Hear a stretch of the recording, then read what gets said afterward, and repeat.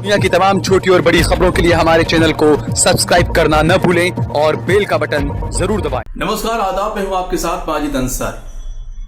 दोस्तों, फरवरी 2020 में दिल्ली में जो दंगे हुए थे वो आज भी हमारे आपके दिलो दिमाग में ताजा है।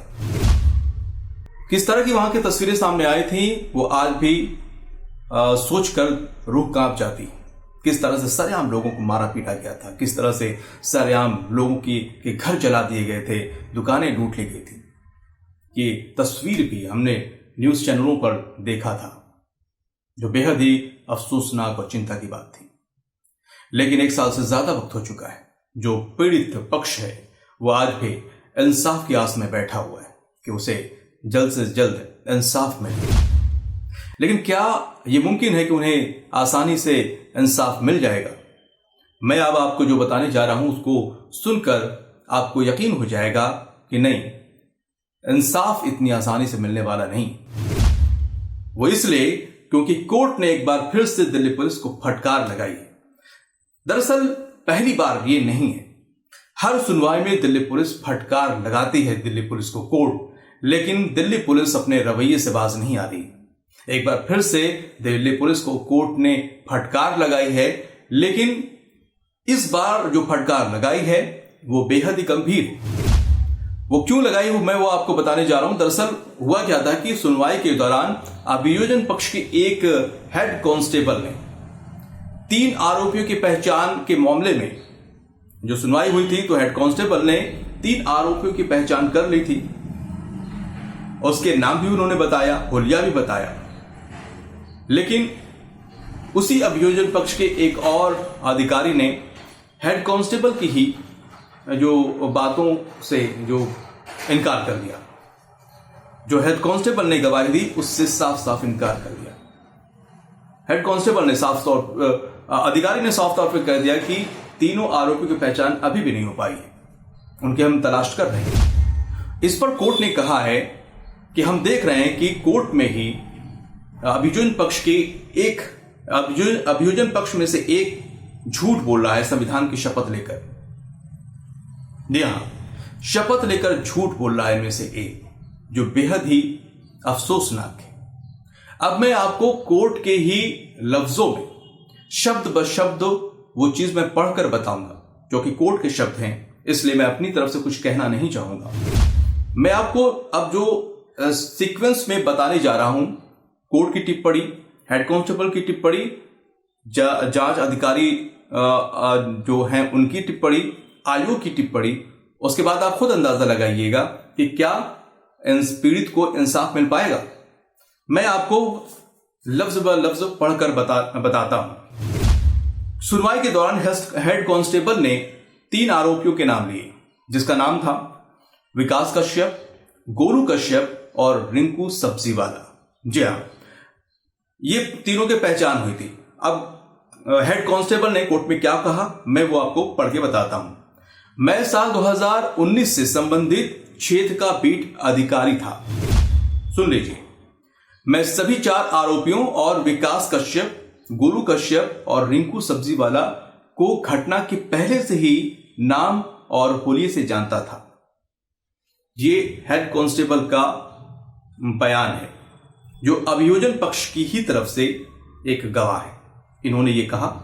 अब इसके उलट अभियोजन पक्ष के एक और अधिकारी यानी कि सहायक उप निरीक्षक का क्या कुछ कहना है वो आपको सुन लीजिए उनके ही लफ्जों में।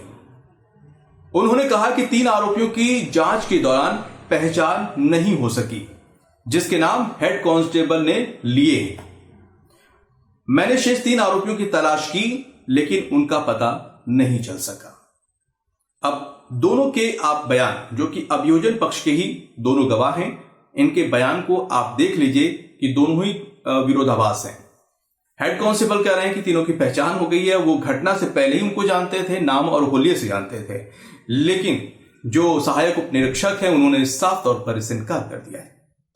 अब इस बीच जो आईयू हैं, जांच अधिकारी इस मामले के, उन्होंने क्या कुछ कहा है वो भी हम आपको बता देते हैं। उन्होंने कहा कि इस बात की पुष्टि करने के लिए रिकॉर्ड में कोई दस्तावेज नहीं है कि तीनों आरोपियों के नाम रिकॉर्ड में होने के बावजूद उनकी कभी जांच की गई थी।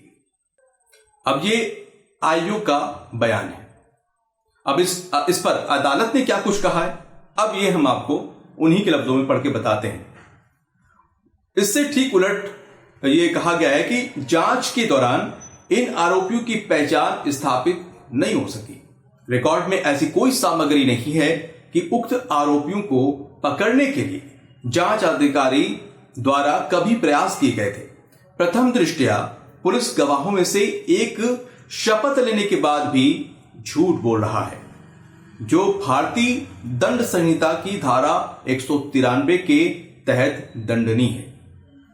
ये कोर्ट के लफ्ज हैं और जिस तरह के उक्त अधिकारियों जिन अधिकारियों ने अपने अपने बयान दिए हैं उस पर कोर्ट ने यह सख्त टिप्पणी की है। अब देखिए, अब इनके बयान से आपको लग रहा होगा, अधिकारियों के बयान से, यानी कि एक ने आरोपियों के नाम और हुलिया सब बता दिया, यानी दूसरा क्या कर रहा है, आरोपियों को बचाने की कोशिश कर रहा है, साफ तौर पर इनकार कर दिया है, कह रहा है कि इन तीनों की ही पहचान नहीं की गई है और इनकी तलाश की जा रही है अभी तक। तो अब आपको लगता है कि जो पीड़ित पक्ष है, क्या उसको इंसाफ इतनी आसानी से मिलने वाला है? अब और दलीलें सुन लीजिए। मैंने कहा कि इतना आसान नहीं है पीड़ित पक्ष को इंसाफ मिलने, वो इसलिए कह रहा हूं क्योंकि इससे पहले भी जितनी तारीखें पड़ी हैं उसमें भी पुलिस का जो रवैया था बिल्कुल ऐसा ही रहा और कोर्ट ने तब भी उनको ऐसे ही फटकार लगाई, लेकिन उनमें कोई भी बदलाव और सुधार होने का नाम नहीं ले रहा है।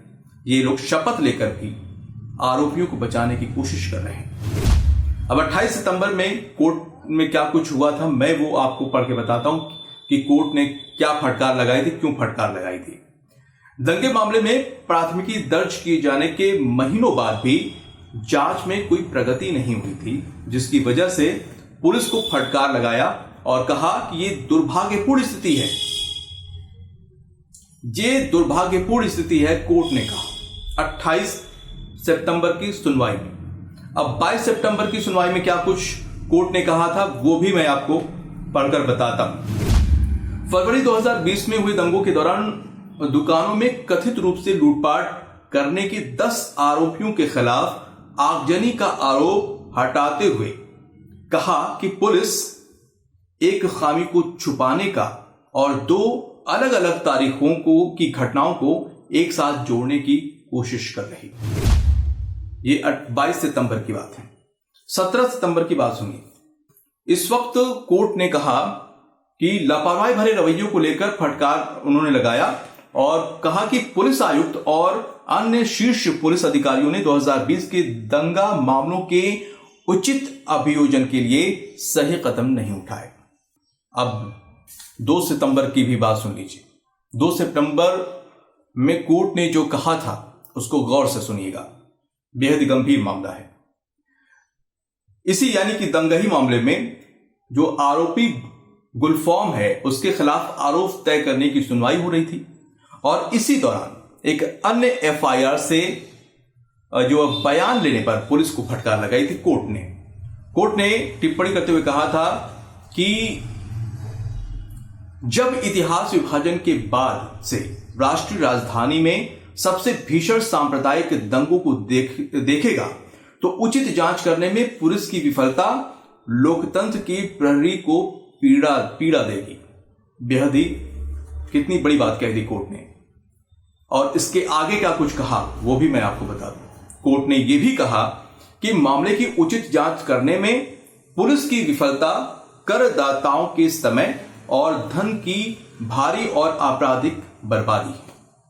यानी कि हम आप जो टैक्स पे कर रहे हैं, कोर्ट में जो सुनवाई चल रही है, पैसा तो हमारी आपका खर्च हो रहा है। यानी कि जिस तरह से पुलिस गुमराह कर रही है, जिस तरह से तारीख पे तारीख दी जा रही है, मामला आगे बढ़ नहीं रहा है, उसको लेकर कोर्ट ने ये कहा है कि जो करदाताओं के जो है समय और धन की बर्बादी और आपराधिक बर्बादी, बहुत बड़ी बात कही है कोर्ट ने।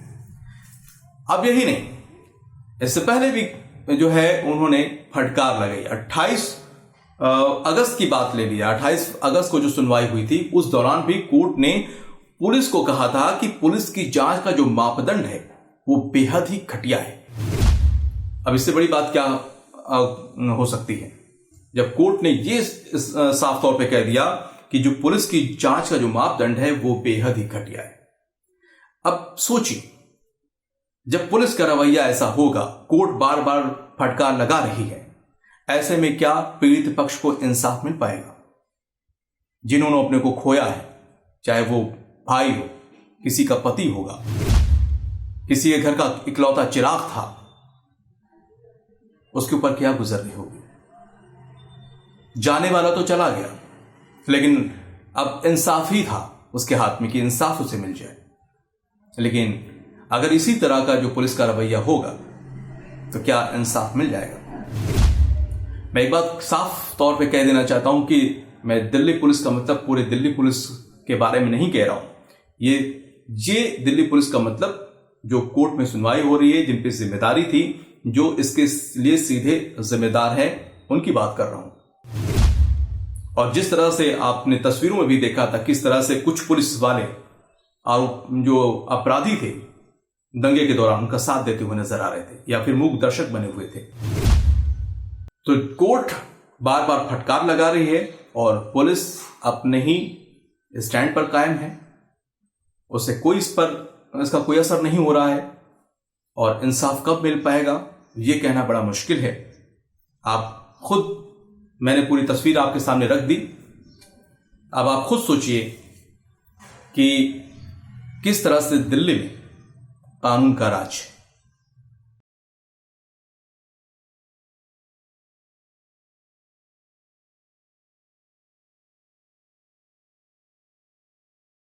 आप देख रहे हैं देश लाइव, देश की आवाज।